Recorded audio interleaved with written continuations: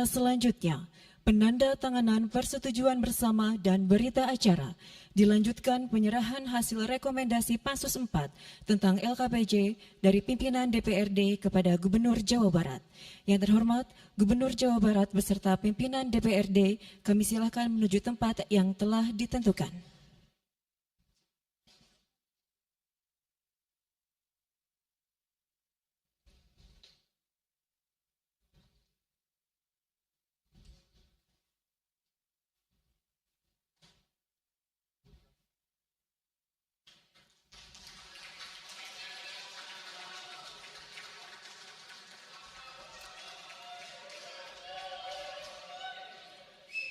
Penandatanganan persetujuan bersama.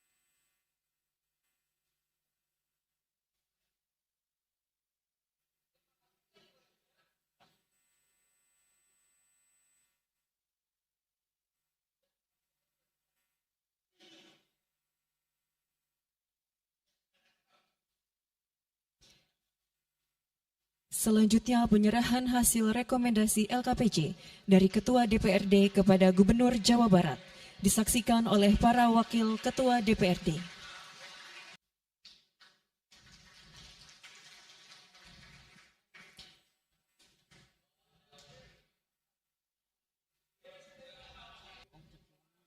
Terima kasih, kami silakan untuk kembali ke tempat semula.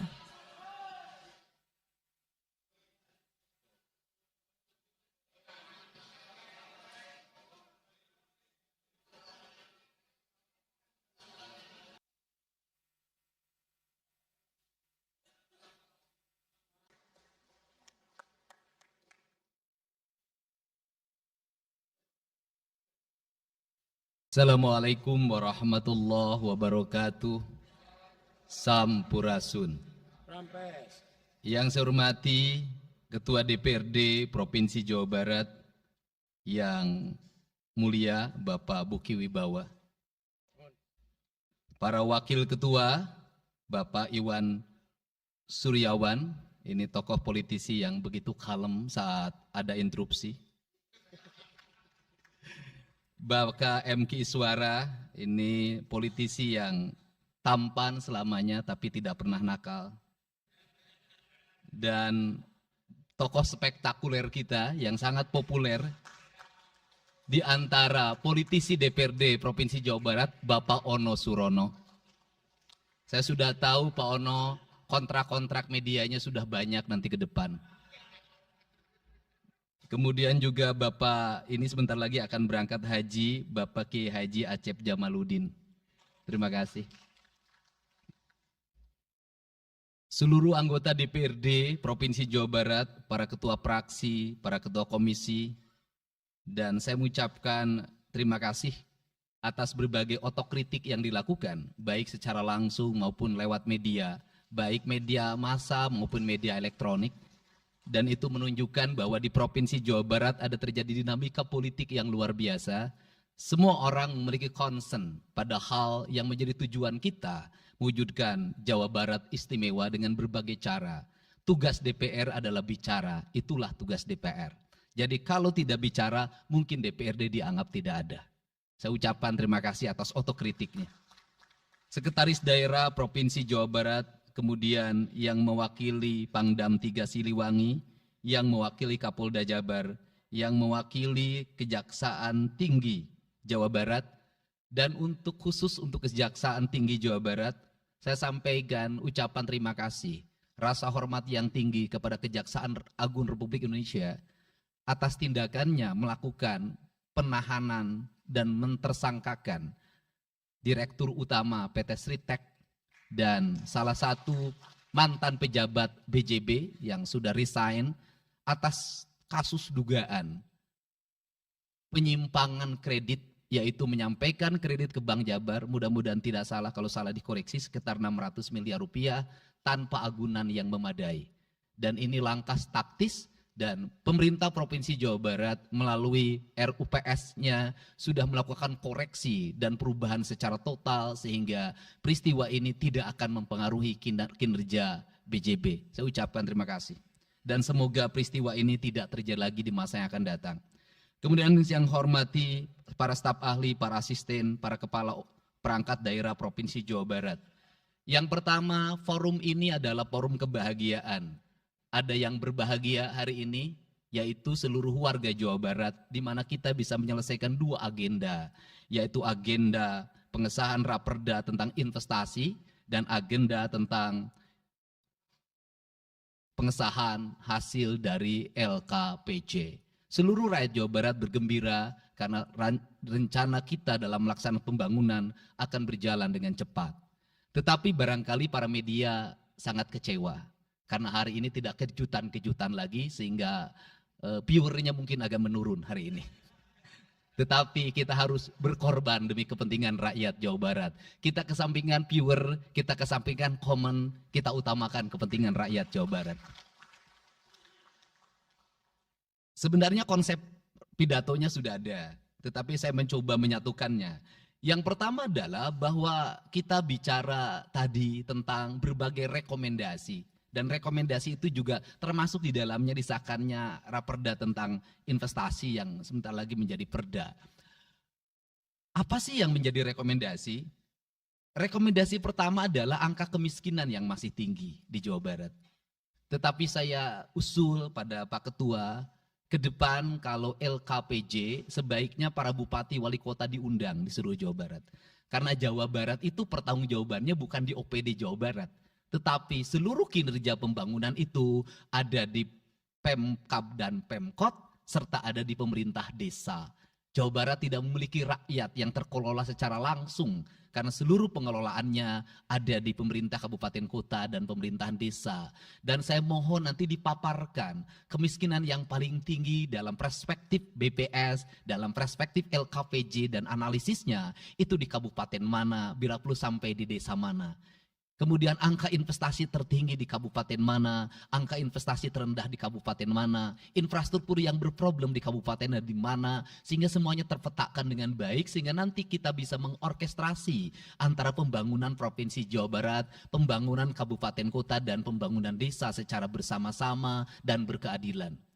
Kemudian yang kedua, bahwa investasi ini menjadi aspek yang utama dalam kinerja pembangunan Provinsi Jawa Barat hari ini. Kenapa? Karena satu, angka kemiskinan kita masih tinggi. Kemudian angka kemiskinan yang tinggi di Indonesia sebenarnya juga dipengaruhi oleh jumlah penduduk yang tinggi. Sehingga persentase kecil menurut Jawa Barat, tetapi menurut nasional menjadi besar.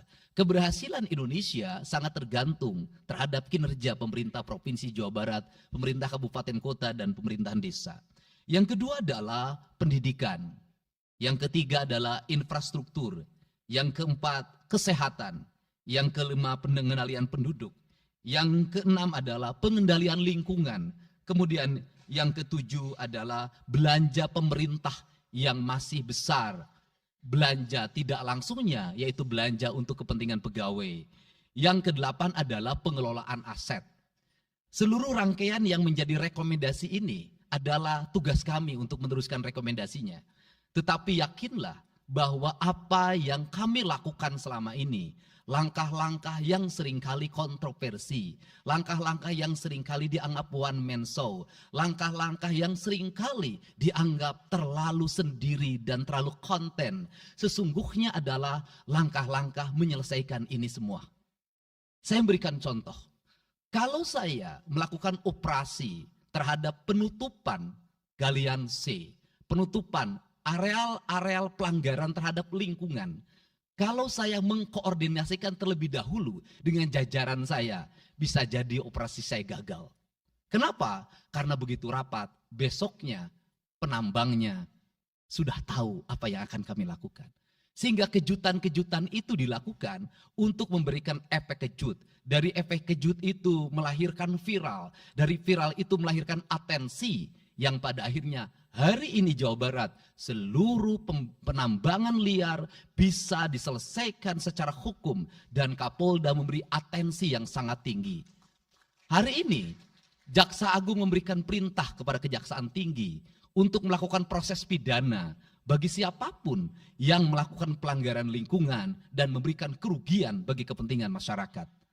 Yang kedua, saya sampaikan juga mengenai bagaimana melakukan penanganan terhadap berbagai problem lingkungan yang terjadi. Nilai tukar petani yang menurun, kemudian musibah bencana alam yang tidak berhenti. Perlu kami sampaikan bahwa Gubernur Jawa Barat sudah mengeluarkan peraturan gubernur yang melarang alih fungsi lahan, yaitu larangan alih fungsi hutan, larangan alih fungsi areal perkebunan, larangan alih fungsi sumber-sumber pengairan, larangan air fungsi dari airan sungai, dan larangan alih fungsi pesawahan. Yang itu harus segera ditindaklanjuti oleh kabupaten kota dengan melakukan evaluasi tata ruang secara menyeluruh. Karena inilah jalan yang terbaik apabila kita ingin melakukan perubahan lingkungan di Jawa Barat. Kemudian, masih bicara kemiskinan hubungannya dengan pendidikan. Saya sampaikan bahwa problem kita saat ini, saat pemerintah menggratiskan sekolah sampai SMA, swasta masih bayar. Maka gratis itu tidak punya makna. Saya tadi di jalan itu bertemu dengan orangnya menangis di depan saya karena seragamnya tidak bisa terbayar. Saya katakan harga seragam berapa? 1,5 juta. Saya balik, jajan anak ibu berapa? Sehari 20.000. Apa sih yang terjadi? Yang harus diperbaiki bukan hanya pemerintah, tapi juga masyarakat harus diperbaiki. Apa yang harus diperbaiki? Ke sekolahnya harus selalu gratis, tapi biaya konsumsi anaknya selalu diikuti. Apa artinya gratis? Kalau bekal ke sekolah 50.000 per hari. Negara mengeluarkan biaya, tapi orang tua mengeluarkan biaya. Maka kami sudah mengeluarkan surat edaran. Yang surat edaran itu sesungguhnya sebagai upaya sistematik dan menyeluruh sampai tingkat pendidikan dasar, walaupun itu bukan kewenangan gubernur. Tetapi dari sisi surat edaran gubernur bisa dijadikan landasan bagi para bupati dan wali kota membuat surat edaran yang sama. Apa sesungguhnya yang menjadi alam pikiran saya? Alam pikiran saya, kemiskinan terjadi bukan hanya pada persoalan menurunnya pendapatan, tetapi kemiskinan terjadi yang paling besar adalah karena meningkatnya biaya hidup. Biaya hidup yang tinggi misalnya di sekolah, biaya studi tour, biaya perpisahan, biaya outing kelas, dan berbagai biaya wisudaan, itu adalah biaya yang tinggi dalam pendidikan. Untuk itu apa yang dilakukan oleh orang tua ketika membelanjakan untuk kepentingan itu? Mereka pinjam bank emok, mereka pinjam bank keliling, mereka pinjam bank pinjol, mereka pinjam NBK, dan mereka pinjam bank Pancasila. Menghentikan ini sesungguhnya, saya lagi menghentikan mereka tradisi meminjam uang dalam keadaan terdesak pada para rentenir. Dan ini strategi untuk menurunkan kemiskinan. Kemudian yang berikutnya adalah perhatian ketika rakyat sakit. Maka pemerintah harus cepat hadir menangani. Kenapa? Karena orang bisa jatuh miskin ke dalam jurang yang lebih dalam. Manakala dia sakit tidak ada yang mengobati, BPJS-nya tidak mampu mengcover, biaya untuk ngontrak selama dirawat di Hasan Sadikin tidak punya, biaya untuk makan untuk keseharian tidak ada, sedangkan tulang punggungnya berhenti karena sakit. Ini juga menyebabkan kemiskinan. Kemudian yang berikutnya, kemiskinan terjadi karena rusaknya sumber daya alam, air yang hilang, sumber penghidupan yang hilang, sumber energi yang hilang, sumber protein yang hilang, sumber kalori yang hilang di lingkungan berupa kerusakan lingkungan, itu akan melahirkan kemiskinan. Maka alam yang tertata sesungguhnya adalah bagian dari upaya untuk menjaga kemiskinan. Kemudian yang berikutnya adalah belanja infrastruktur yang harus meningkat, dan itu di belanja sekarang kita sudah melihat. Itu adalah bagian dari menyelesaikan problem kemiskinan.